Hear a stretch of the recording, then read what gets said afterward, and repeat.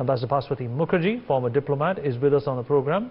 Major General Dhruv Katoch, Strategic and Global Affairs Expert, Director of India Foundation, also joining us on the show. Major Mohammed Ali Shah, Defence Expert, joins us on the program as well. And last but by no means the least, Mr. Velavat, former President of Correspondent Club of South Asia and a senior international journalist, also joins us on the show. In the future. Major Mohammed Ali Shah, where do you stand on this? Is Afghanistan running into trouble again? You know, after the Americans left, there was turmoil. There was a period of equanimity in Afghanistan as well. The Taliban did try to consolidate power. It did try to make some reforms which were obviously, not the way that the world expected. But this is absolutely bizarre what's happening right now. Absolutely, Vineet. It's absolutely bizarre. Everyone would wonder what. But let me tell you, a government of terrorists, when they come into power and when the police, who are actually the upholder of the law, when they are looked upon as the outlaws, then what do you expect? Ultimately, this is going to happen now. What is the problem with ISIS, Khorasan and Taliban? Both are cousins, both are terrorist organizations, both have the similar ideology actually. What is the problem actually? The problem is that ISIS, Khorasan feels that, so see, when this blast took place during the Maghrib prayers, and no faction was coming forward to come ahead and take responsibility. But we all know, I mean, ultimately there could be, that time a lot of people's speculation were on, whether it could be Pakistan's hand in this, ISIS, Khorasan, what is it exactly and why? Okay, now ISIS, Khorasan also feels that Taliban is perhaps too soft on the people, which is not the case. The Taliban obviously feel that ISIS Khorasan is too hardcore, first. Secondly, ISIS Khorasan is definitely looking out for its fair share for the loot which Taliban has taken. Taliban doesn't want to share it further.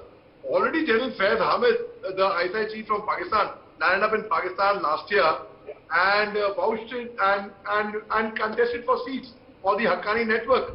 Global terrorists on the list of UN, the most wanted terrorists. That's what Pakistan state was, and over 10,000 people had crossed over from Pakistan last year to support the Taliban.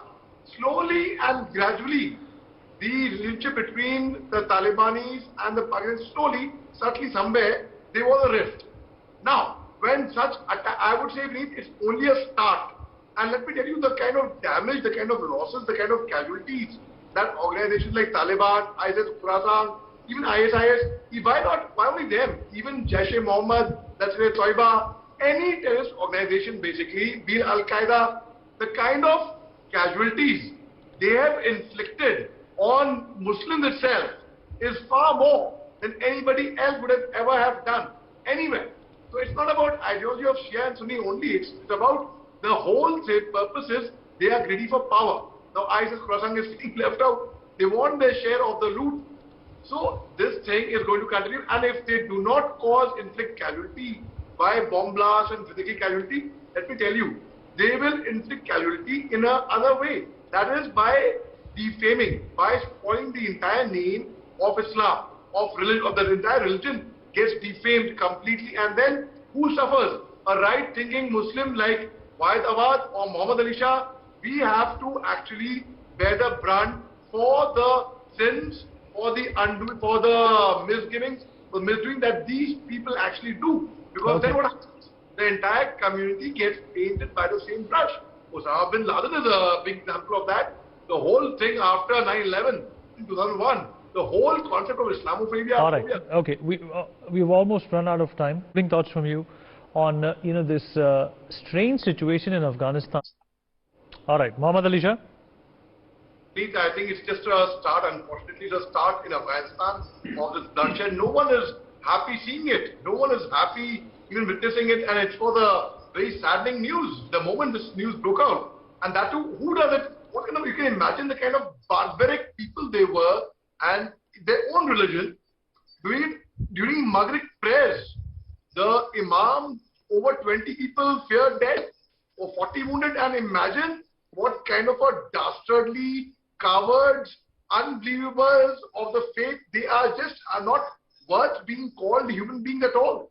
And this is just a start, Vineet. Let me tell this to you. This is going to continue, and ISIS Khorasan will not give up until they feel they have got the share of the loot.